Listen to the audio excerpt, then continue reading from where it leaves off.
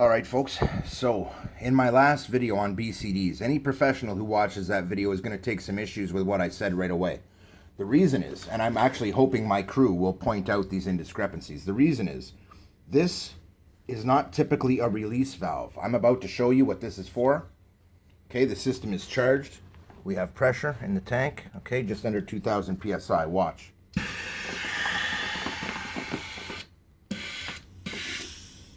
See that? It's got a release valve built in so that you can fully inflate and now empty the suit very quickly, okay? Now, what I said in my previous video was that without this hooked up, you can use this to slowly release air. So, I am going to show you what I was talking about here. Now, assuming you do not have this line hooked up, you can still use your BCD, guys. So I'm going to blow this up by putting my mouth here. You press in, you blow, then you open it and release the valve. If you don't, as soon as you let go, see that? It'll let out the air. So, observe.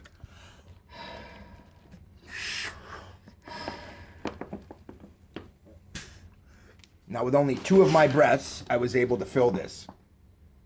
It does not take a lot of air. A lot of guys don't want to use the hose because they're afraid of the amount of air that it will use out of their tank. It uses almost nothing, guys. So, here's what I'm going to show you. Now, without this hooked up, it's a very slow release of air compared to this one, which is a very fast release of air.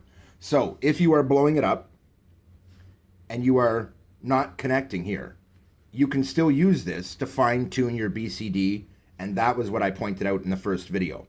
So, give me a second, I'm going to hook this up and I'll be right back. Okay guys, so here we are. Now I'm going to inflate. Till we hear the valve let out a little extra, and now we have a fully charged BCD. Now this one has the pull tab behind you, and you can see how quickly that lets all the air out. In fact, that is the fastest way to empty your BCD right there. And you can see the release valve is actually here. You could hear it. If you couldn't, allow me to do it again. Okay, so you can see how this works. Now, this is the recommended setup. This is what they're designed for, okay? This is how you will see me diving.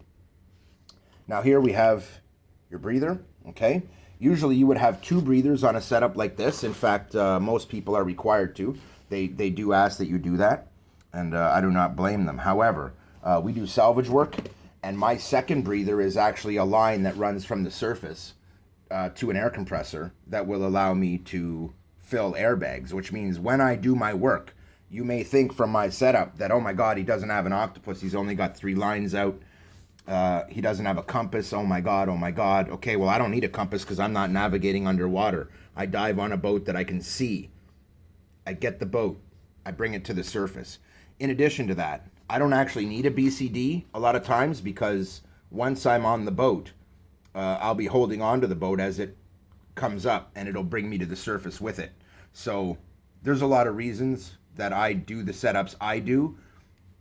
And as a salvage company, we will do a slightly different setup than most people. But this is how it should be used. When I set you guys up to dive, this is how it will be set up for you. You will not have any other setup. This is the only setup I will allow you to dive with. If you're using tanks, you will have this on your BCD. Now, I do not want to tell you guys everything that there is to know about how to do this. In fact, it's the opposite. I want you guys to find on your own what you do with the BCD. I want you to do some research. So I will show you the basics. There are times when you want to add air. Let's say you find a body and you've got this only half inflated and you're pulling a body off the boat. You fully inflate your BCD, hold onto the body and kick like crazy for the surface. It'll help you bring him up or her. This is a small tank. It's 3,000 PSI. It is a US diver's tank. It is quite a good one. This is a very basic setup that I've rigged up here just for a demonstration. I actually generally don't use this one. It's very heavy. But I have good Sherwood Blizzard regs that are properly dialed in. There's no leaking. Okay? They're properly adjusted. This is a good setup, guys. One last time. There it is. That's how long it takes to fill your vest, guys. It's a very fast, easy to do thing. So, I'm going to cut this one short, but I just wanted to show this second portion of BCDs. So now that you're familiar with the basic functions of it, this is a little bit more advanced, and this is what I'm going to be instructing you guys on in the future. When we dive together, you will be using a BCD and you will be using a line in, okay? So you won't have to blow it up to inflate it. Again, boom, it's inflated. And you can see from all this screwing around, it really didn't do much to the pressure. This tank was at about 2,400 when I started doing demonstrations with it for this YouTube series. I haven't filled the tank, and it's doing just fine. I'll have probably another 10 demonstrations before I have to fill the tank. So by the end of this YouTube series, I'll need to refill the tank. But this is a good BCD, Decor. They make good ones. This is a small BCD for a lady, but it is quite a good one. I am going to cut this off at about 7 minutes at the longest. And there are a couple more things I just wanted to cover really quickly. Now, one of the reasons as a salver we don't always use a setup like this is because it creates a lot of lines.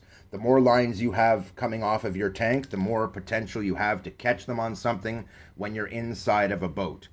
This is a consideration that most divers don't really have to think about, and it's one of the reasons why we like to keep our setup fairly simple. Now, we have a ladies BCD here in a small tank. These go very well together. I've already covered how to use the tank, how to set it up. I'm not going to go into too much more detail because really, you need to do some research at this point, and you better know all these things before you go. You better be safe about it, or I don't want you on my crew. It's that kind of a thing. So these are just orientation videos, so you have an idea how the equipment works. From there, you need to do your research, my friend. I'm going to recommend Alec Pierce. He's a Canadian, owns a dive shop called Scuba 2000. Go look up his YouTube channel and watch all the videos. You will be tested, ladies and gentlemen. Keith out.